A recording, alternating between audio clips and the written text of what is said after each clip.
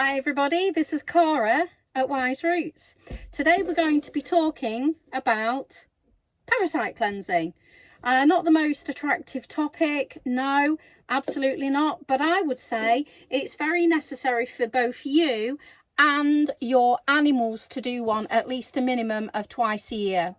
Okay, so let's talk parasites. We're not actually going to go into all the different kinds of parasites, but we do remember when we were young and at school, we probably had a scary experience with catching worms. If you have children, obviously they all catch worms, and dogs. We're told by the vets that we need to deworm our dogs very, very regularly, but the doctor never tells us that as human beings. So parasites can be picked up even if you like really clean. Parasites can be picked up from garden produce, from food that's unwashed, from people who are doing your food that have got unwashed or dirty hands. You can get parasites probably even from a mosquito bite.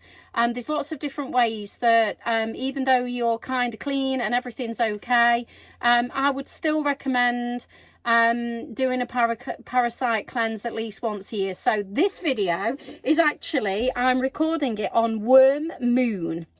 The full moon tonight is worm moon.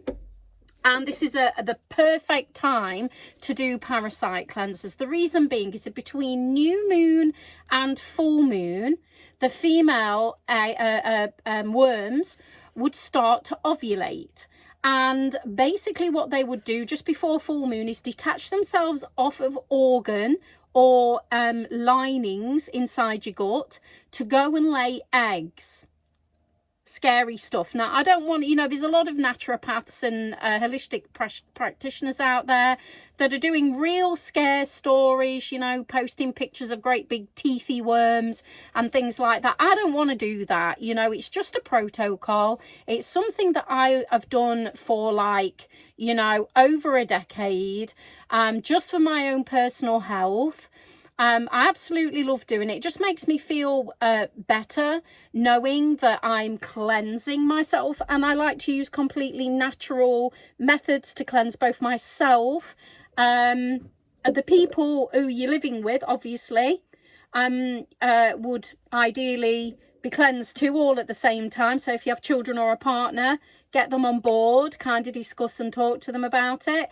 And then also your pets, your dogs. I have dogs. I don't have cats, but you can do parasite cleansing with your animals as well. Okay, and I wouldn't really use anything from the vets that's chemical, because I really like to live a very natural, organic life. Okay, and I don't like to stress about anything as well. I just want to be chill and just make sure that everything is pretty easy. So around 7 days. I mean, they say that I'm not an expert on worms, but I know that they have a cycle, a life cycle, and you should probably do the parasite cleanse between 7 to 14 days, and then give yourself a break for 7 days, and then go at it again for another 1 or 2 weeks. It's whatever you can cope with. Anything is better than nothing. It will disrupt, and I'll share with you now some of my top favourite deworming techniques. Okay, so number one is, ta-da, food grade diatomaceous earth. This is a powder just made out of ground up earth rock. Make sure that you get the food grade one, and basically you need to protect and kind of put a scarf or a mask over your face, because it will poof up powder. What I do is I put about half a teaspoon of this into water. I raise it up to around to 1 teaspoon as I'm going. Now this, for me personally, and my partner has experienced and told me that this makes us feel very thirsty. We get a real thirst as it's, pulling through the system. And what this will do is it scratches the bodies of the worms and kind of kills them potentially. Now, that's what it is said, how it is said to work.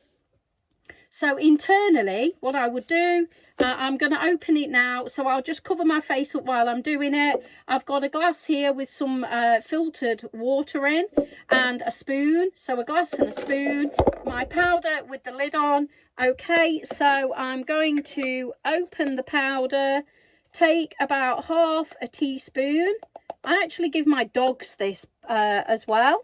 And then I'm going to pop it in the water, mix it up. It does sometimes release fine particles, so you do have to be very, very careful. It makes, you can fill your glass up if you want. It's entirely up to you. Now, right, okay, breathe, lovely. Don't like my face being covered. If you know what I mean, we never did. Okay, so this here is ready to go. Now, obviously make sure you put the top back on your powder. You don't want to spill it. And, right, okay. So this is it. We glug it down. And it tastes quite neutral. This is a really, really good way. Very simple, very effective. Ideally have it just before you eat. All of the information, as I've said, is down in the description box, and that will take you to my blog, and then there's more information on my blog. Okay, so some other things that I like to do is use ground pumpkin seeds. Get your pumpkin seeds nice and fresh, and then mash them up or grind them and sprinkle them all over your food. Pumpkin seeds again really do help expulse worms. Then another easy method is to get papaya seeds, and you can either grind them, crush them, grate them, or even eat them whole from the center of the papaya fruit, and do this with them fresh or get them dried if you want to. But what we want is things that are cheap, effective and simple. Now, there are capsules that you can have with wormwood and clove and lots of other anti-worming, I can't remember my herbal word, it's anti-almint something, you can get the anti-worm tablets, but you don't actually need them. They're not essential. Those as well, you know, the companies will say make sure that you take them. I think it's for 2 weeks on and then 1 week off and then 2 weeks on. You can do that. There's lots of foods that worms don't like. I've given you my top 3 just in this really simple video.